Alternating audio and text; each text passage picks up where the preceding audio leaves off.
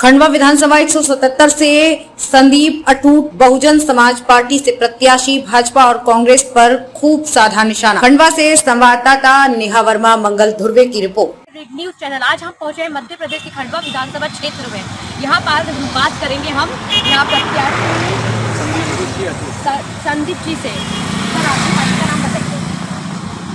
मैं प्रत्याशी हूँ बहुजन समाज पार्टी बीएसपी और खंडवा विधानसभा 177 विधानसभा का मैं प्रत्याशी हूँ।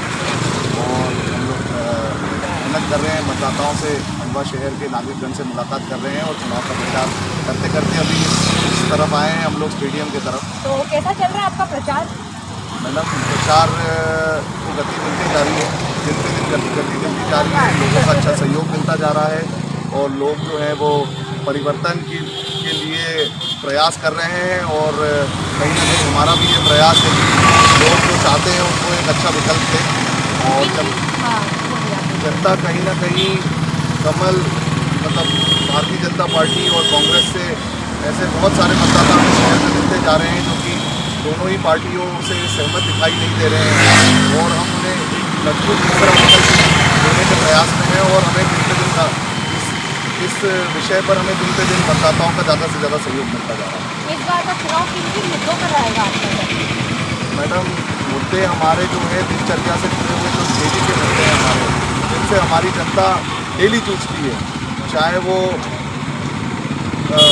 अपना रोटी कपड़ा मकान के मुद्दे हों, चाहे वो हमारे शिक्षा और स्वास्थ्य के मुद्दे हों, चाहे वो रोड के मुद्दे हों, ट्रैफिक के मुद्दे हों, चाहे वो हमारे छोटे छोटे जैसे कि भाई मान लो कोई गवर्नमेंट का किसी को पेंशन की स्कीम है, मान लीजिए हमारे जो वर्किंग क्लास के लोग हैं उनकी भी बहुत समस्याएं हैं, हमारा युवा वर्ग का बहुत रोज़गार एक बहुत ही बड़ा मुद्दा है, बेरोज़गारी एक बहुत बड़ा मुद्दा है, महंगाई की समस्याएं हैं। तो मैडम, अगर हम मुद्दे की बात करें तो मुद्दे इतने हैं कि हम गिनाते जाएंगे। बताइए, अगर आप आते हैं यहाँ के प्रत्याशी अगर होते हैं तो सबसे अहम मुद्दा कौन सा होगा जिससे आप प्रगति चाहते हैं?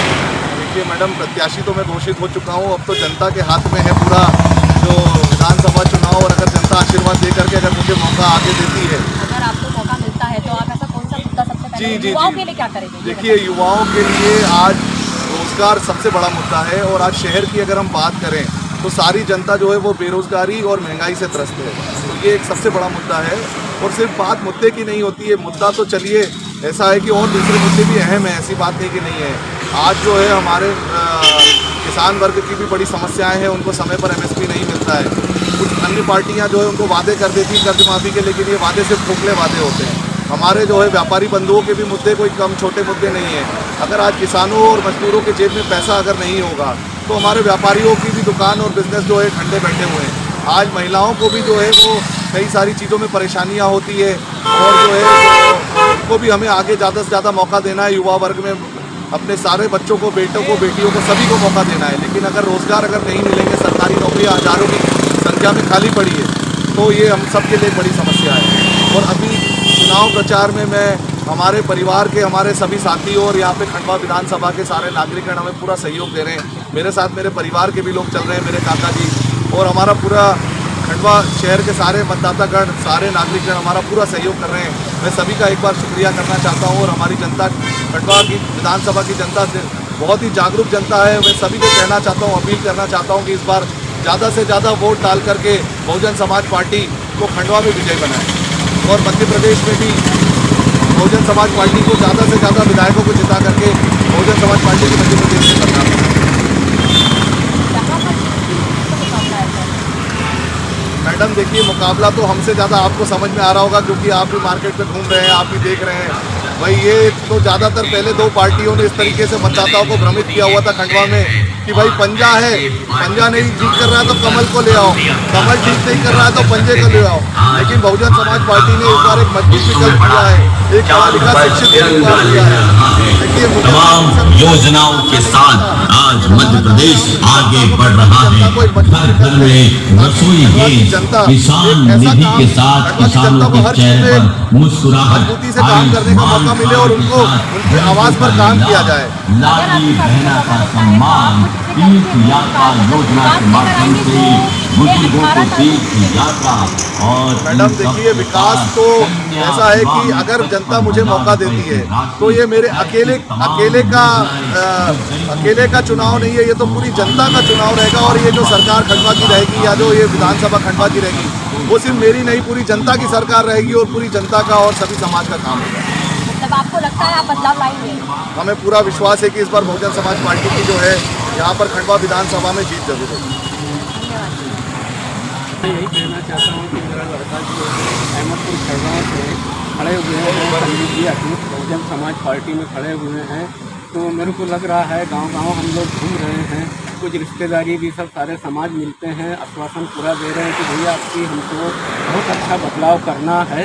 और बहुजन समाज पार्टी की सरकार और तीसरा विकल्प उनको दिख रहा है भारतीय जनता पार्टी, भारतीय कांग्रेस पार्टी, इनसे लोग काफ़ी त्रस्त हो गए हैं, परेशान हो गए हैं। अब ये तीसरा विकल्प जैसे बहुजन समाज पार्टी का खड़ा है तो उनको लग रहा है कि भाई कोई बीच में अपने आया है ताकि अपन इसको वोट देके विधायक बना सके।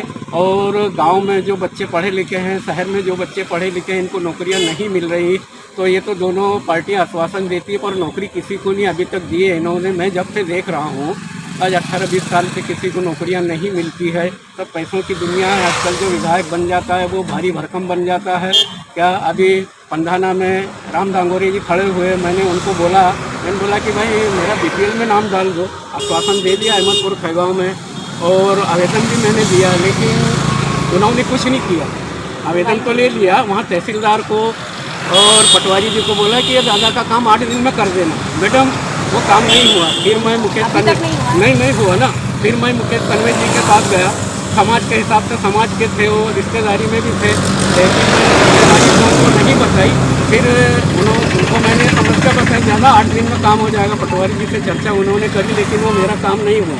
फिर मेरा दिमाग खराब, मैं खुद तहसीली में गया। पटवारी के वहाँ तहसीलदार साहब तो नहीं थे, लेकिन बड़े बाबू से मैंने चर्चा करी और पटवारी जी को भी 1-2 बातें मैंने सुनाई। वहाँ पटवारी जी नहीं थे। मैंने बोला कि भाई जिनके पास आज 15-15, 20-20 एकड़ ज़मीन है, जिनके बिल्डिंग बने हैं, उनको 600 रुपये महीने की पेंशन मिल रही है, उनका BPL में नाम आ गया है, मैं पूरे गांव का सर्वे करवा दूंगा और कलेक्टर महोदय जी को आवेदन दूंगा। तो मैं थोड़ा जोर से वहाँ बोलचाल मैंने की। बड़े बाबू ने ये चर्चा मेरी उठाई, बोले कि दादा आप शांत रहो, आपका काम हो जाएगा। हालांकि मेरे ही बल पे मेरा काम हुआ। तो ये विधायक कहाँ लगे, जिला पंचायत अध्यक्ष कहाँ लगे, फिर ये तो अपनी रोटी सेकने में लगे और पैसा कमाने में लगे। इसीलिए राम दांगोरे का टिकट ख़त्म कर दिया। हाँ, यही मेरा कहना है। और मैं आशा और उम्मीद से बोल रहा हूँ कि हमारे बेटे जीतेंगे संदीप जी अटूट बहुजन समाज पार्टी के, क्योंकि ये 1 लाख रुपये महीने की, इनको अगर कोई लालच होती तो ये नौकरी छोड़ के नहीं आते। लेकिन जनता की समस्या देखने के हिसाब से ये लड़का खड़ा हो गया है हमारा, तो हमारी उम्मीद पूरी है कि हम जिताएंगे, गांव-गांव में हथकड़ जोड़ेंगे और चल रहा है कार्यक्रम हमारा अच्छा। यही मेरा कहना है। हाँ।